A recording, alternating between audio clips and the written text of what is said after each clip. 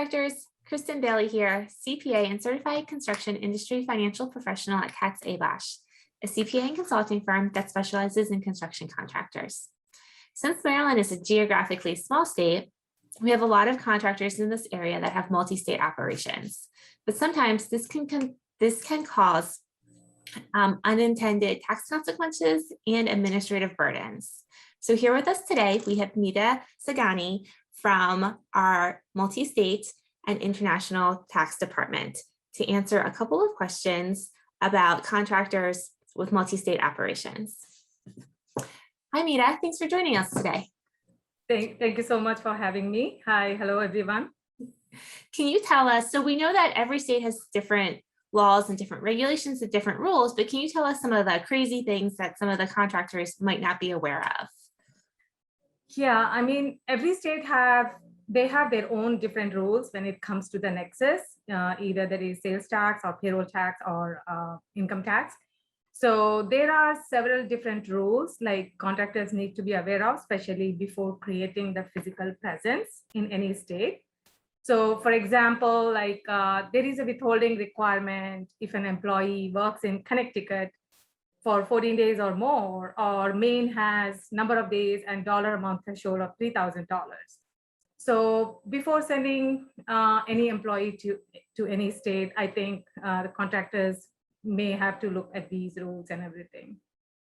Yeah, definitely look into the withholding for their employees. And any other rules, like you said, sales tax as well. Yeah. So should a contractor register to do business in every state that they perform work in? Normally, if a contractor meets the so-called definition of doing business in any state, yes, we normally recommend them to register to do business in that state. However, every state, they do have different kinds of definition for doing business per se. So there are like different parameters to measure that rule. Like, for example, if they have any property in that state, if they have an office location, if they have employee in that state, or they are deriving any source of income from that state. So these kind of different rules are there. So they have to definitely watch for those. And if they meet the criteria, they may have to register their business. All right. And just to confirm, registering to do business, the rules for that might be different than the rules to file an income tax return? Yes. And once this registering to do the business is getting their business registered with Secretary of State. So once they register, definitely most of the time they have to file the tax returns. And I mean, the rules are different, as you said, for both the requirements. So with COVID, we have a lot of employees working in different areas now that we might not have had before. For contractors, maybe they're having some office employees work in different states. And then they definitely have, their field employees going out to multiple different states. Are there any tax consequences with having employees live in one state and work in another state?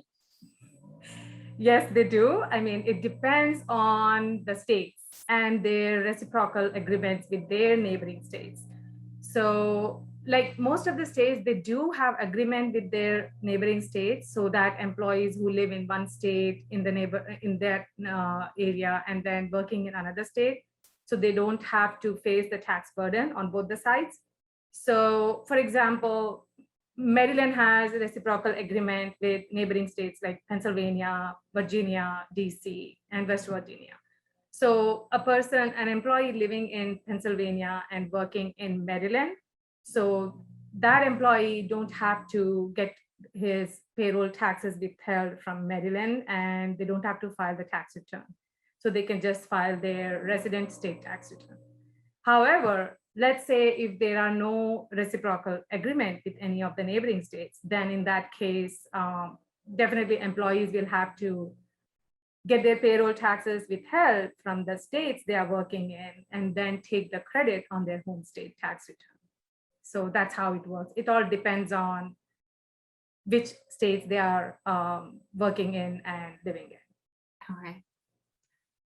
What advice would you give a contractor that's looking to bid jobs outside of their home state?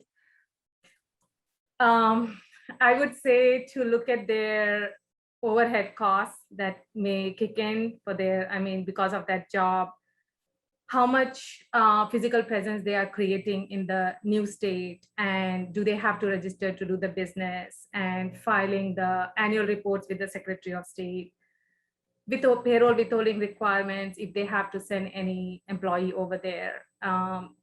All these things, they may increase the administrative stuff for the tax filings for, I mean, with the Secretary of State and payroll tax filings, and ultimately leading to payroll income tax filings. Mhm. So I would say they have to keep all these things in mind and take into consideration all the overhead costs that may be involved. Yeah, and one thing I would say is if they do not have to send their employees to that state, they can think of using independent contractors. So the reason I'm saying is most of the states, they do not consider the independent contractors. They do not include in the definition of doing business. So they may not have to register their business. They may not have created any nexus for the income tax purposes in that case. So that is one thing they can think of, employee versus independent contractor. Okay. And I think the last thing I would say is talk to their tax advisors, see any particular thing according to their business that they may need for that new state and everything, so that they can have a better estimate of overhead costs. That's all. Mhm. Great. Well, Mita, thank you so much for your time today.